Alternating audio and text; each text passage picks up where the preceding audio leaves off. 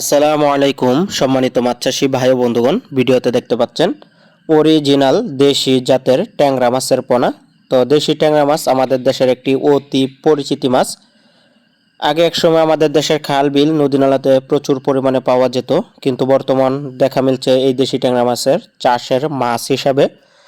তো আমাদের দেশের মিঠা পানিগুলোর মধ্যে যে কয়েক প্রকার ছোট্ট প্রজাতির মাছ চাষ হয়ে থাকে, তার মধ্যে দেশি ট্যাংরা মাছ অন্যতম। দেশি ট্যাংরা মাছ বাজারের একটি দামি মাছ, খেতে যেমন সুস্বাদু তেমনই রয়েছে নানান পুষ্টি উপাদান, এবং বাজারে ক্রেতাদের বেশি দৃষ্টি আকর্ষণ করে এই দেশি ট্যাংরা মাছ। দেশি ট্যাংরা মাছ চাষে খরচ কম, লাভ বেশি। অল্প পুঁজিতে এই মাছ চাষ শুরু করলে কিন্তু আপনারা লাখ লাখ টাকা আয় করতে পারবেন।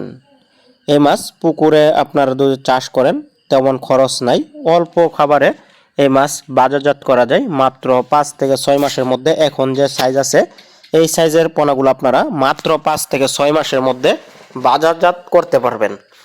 আবার চাইলে আপনারা এই মাছের সাথে অন্য অন্য মাছও চাষ করতে পারবেন।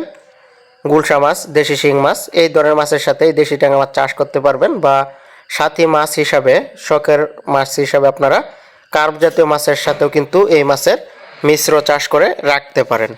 তো যে সকল চাষি ভাইরা, শৌখিন মাছ চাষি ভাইরা এই দামি মাছের পোনাগুলো চাষ করতে চাচ্ছেন, তারা আমাদের স্ক্রিনে দেওয়া নম্বরে যোগাযোগ করবেন। তো অনেকের শখের মাছ হচ্ছে দেশি ট্যাংরা মাছ। আগে এক সময় প্রচুর পরিমাণে খাল বিল নদী নালাতে পাওয়া যেত।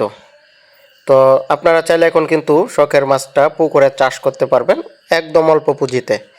তো একদম অল্প পুঁজিতে চাষ শুরু করতে পারেন অরিজিনাল দেশি ট্যাংরা মাছ।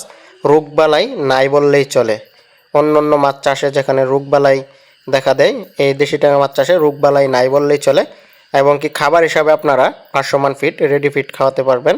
বাজার থেকে কিনে রেডি ফিড খাওয়াতে হবে এই মাছকে, বা প্রাকৃতিক খাবার, প্লাঙ্কটন, এই ধরনের খাবারও কিন্তু এই দেশি ট্যাংরা মাছে খেয়ে থাকে। তো যে সকল চাষি ভাইরা অল্প পুঁজিতে মাছ চাষ শুরু করতে চান, অবশ্যই আমাদের স্ক্রিনে দেওয়া নম্বরে কল করবেন পোনা ক্রয় করার জন্য।